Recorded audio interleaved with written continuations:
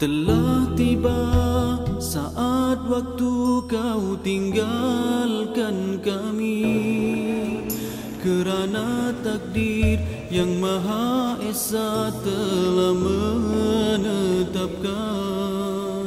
Sedih rasanya hati ini bila mengenangkan kau sahabatku, kau teman sejati.